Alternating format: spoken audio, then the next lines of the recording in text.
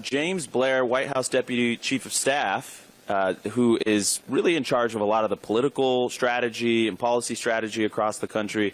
And we're here live at the White House. It's an honor to be here, James. So I don't know what strings you pulled to make this happen, but we're glad to be here. Obviously, yesterday was a really emotional time for a lot of us on the team.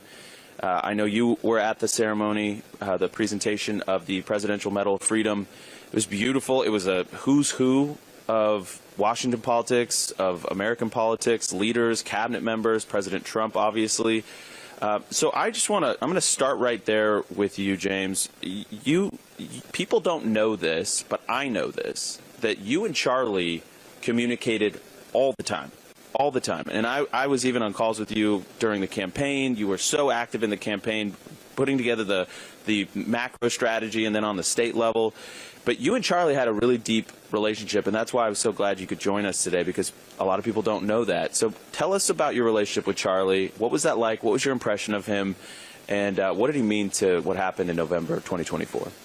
Yeah. He meant everything that happened in 2024. The way Charlie and I became close really was during the 2024 campaign, where we'd had this meeting where we presented to a few sort of key players on the right that ran big organizations, Charlie's being one of them.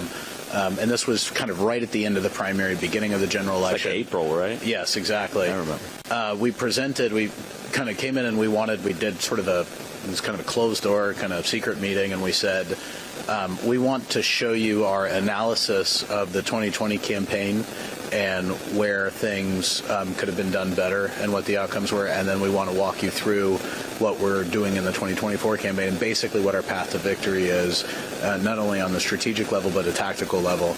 And Charlie had spent a lot of time thinking about exactly that since 2020. And obviously you guys are part of it, that Turning Point had started to make this pivot since 2020, particularly of becoming not only a campus organizing organization and a media organization, but an actual grassroots organizing and activation organization. And between Charlie and Tyler and you guys and everybody that spent a lot of time thinking about this, and the takeaway was they were really excited. I think they thought it was not going to be as good as it was. So we had this total mind meld. They were immediately like, this is amazing, all, full speed ahead. And sort of a partnership with the campaign was born for, there's just an opportunity. There was a change in the rules, right? There was a change. So the Federal Election Commission ruled in the late spring, thanks to a case brought by Mark Elias, which is ironic, that third-party organizations, which previously sort of couldn't engage with the campaign at all, a federal campaign, could engage on canvassing, door-to-door activity, sort of traditional get-out-the-vote activity. And that is something that Turning Point had been building for a period of time with its Chase the Vote program and all these sorts of things. And it was, turning into a big player in that space and had been sort of working towards that for the election cycle. So just because of right place at the right time, thank you, Mark Elias. I never sent him my fruit basket. I promised him on Twitter. That we would basically become partners, where the groups that did this grassroots work out in the field in the campaign would become partners under the new confines of the law. And we did that. So then immediately we started, talking all of the time, not only about that, but, just grew into one thing after another. Obviously, I'm just a little bit older than Charlie was, but we're basically from the same generation. We're millennials. He turned 32 yesterday. I'm 36. So very similar. We also have similar personal lives. He's married with a wonderful wife and 2 children. I'm married. I have 3 children. We're both Christians, so it just blossomed into a personal friendship, too.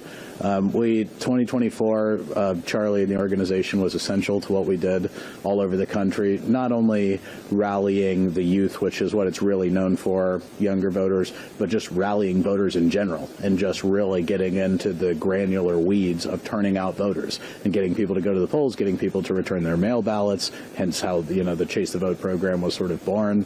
So we're worked on that very closely. But Charlie and I developed a personal friendship, and I said, I wrote this online. I didn't know what to say after news of the assassination, but I wrote online. I mean, one of the things the thing that I admired about Charlie the most is he really inspired people around him, I think, to be better, me included. I never heard him use a swear word. I wish that was true of me. My parents are mortified to see me having sworn on TV accidentally recently.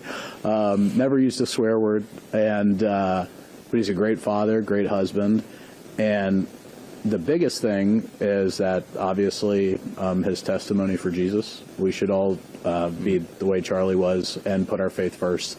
And two, to advocate to our generation for why it's great to get married and have a family. I always joke with my wife, we've been married 11 years now. I don't know what we were doing before we had kids. Everybody should have kids. It's the most fulfilling thing in your life, and I know not everybody can or haven't found the right spouse. I would say ask God for that, but that sort of transcends politics and everything else, but it also doesn't. The family should be at the center of everything we do. It's the center of our culture, centered around God, and Charlie just understood that in a way. As the president said yesterday, his wise beyond his years. That's so true in so many ways, and that's one of them. For full shows, live and on demand, it's Salem News Channel.